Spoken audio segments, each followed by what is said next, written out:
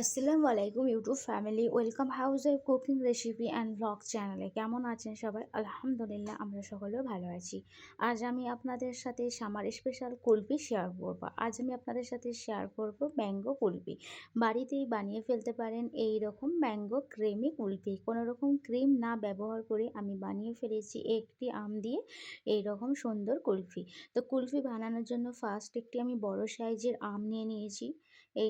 খুব বড় সাইজের আমটিকে আমি ভালো করে ওয়াশ করে একটি চাকুর সাহায্যে ভালো করে কেটে নেব। খুব সুন্দর করে কেটে নেব। আর জানেন তো, এই কুলফিটি বানানোর জন্য মাত্র ৩টে উপকরণে এরকম বাড়িতে কুলফি বানিয়ে নিতে পারেন।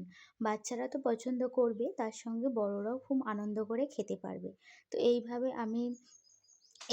আমের কিউবগুলো কেটে নিলাম। নিয়ে তারপর একদিকে আমি দুধ বসিয়ে দিয়েছি। দুধের মধ্যে দিয়ে দিলাম ২টো এলাচ, একটি তেজপাতা। এখানে আমি ৫০০ গ্রাম মতো দুধ নিয়েছি। আপনারা আপনাদের বাড়ির মেম্বার অনুযায়ী কোয়ান্টিটি নিতে পারেন। আমাদের বাড়ির মেম্বার কম, তাই জন্য আমি ৫০০ গ্রাম দুধ নিয়েছি। তারপরে আমের কিউবগুলো আমি একটি জারের মধ্যে দিয়ে দিলাম। সঙ্গে দিয়ে দিলাম কিছু পরিমাণ কাজু। এটা অপশনাল, দিতেও পারেন বা নাও দিতে পারেন, কিন্তু আমার বাড়িতে ছিল তাই আমি কাজুটি দিয়ে দিলাম। দিয়ে ভালো করে একটি স্মুথ পেস্ট বানিয়ে নেব। এখানে দুধটি ভালো করে ফুটানো হয়ে গেছে। তারপর আমি ঠান্ডা হওয়ার জন্য রেখে দেব। অবশ্যই খেয়াল রাখবেন যেন দুধটি ঠান্ডা হয়ে যায়, তারপরে আমটা দেবেন। নচেৎ দুধটি ফেটে যেতে পারে, যেহেতু আমে টক আছে।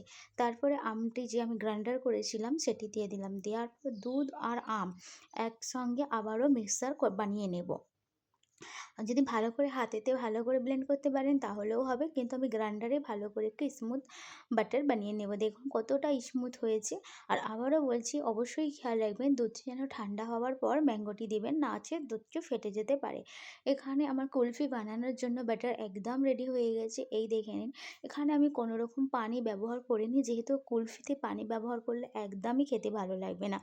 আর এখানে আমি কুলফিটি জমাবো একটি গ্লাস ও একটি বাটির মধ্যে। এখানে গ্লাসের মধ্যে ভালো করে কুলফির ব্যাটারটি দিয়ে দিলাম। এখানে চাইলে আপনি একটি কাঠিও ব্যবহার করতে পারেন, কিন্তু আমার কাছে ছিল না তাই দিলাম নি। তারপর ওপরে জাস্ট ডেকোরেশনের জন্য কিছু পরিমাণ কিশমিশ আর আমের কিছুটা কিউব দিয়ে দিলাম। দিয়ে ভালো করে ওভারনাইট ফ্রিজে রেখে দেবো, ডিপ ফ্রিজে। ওভারনাইট নাও রাখতে পারেন, ৫ ঘন্টা রাখলেও ৪ ঘন্টা রাখলেও হবে।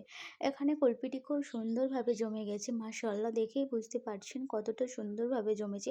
আর জানেন তো, খেতেও খুব দুর্দান্ত হয়েছে। তো আমি এইভাবে কেটে কেটে কুলফিগুলো আমি সবাইকে দিয়ে দেবো। আর বাচ্চারা এত আনন্দ করে খেয়েছে, সঙ্গে বড়রাও খেয়েছি, আমার শাশুড়িও খেয়েছি, সবাই মিলে খুবই আনন্দ করে খেয়েছি। আর ইউটিউব ফ্যামিলি, আমার ভিডিও যদি আপনাদেরকে ভালো লেগে থাকে প্লিজ লাইক করবেন, কমেন্ট করবেন, শেয়ার করবেন। আর নতুন যারা ইউটিউব ফ্যামিলি, তারা চ্যানেলটি অবশ্যই সাবস্ক্রাইব করবেন। আল্লাহ হাফিজ সবাইকে।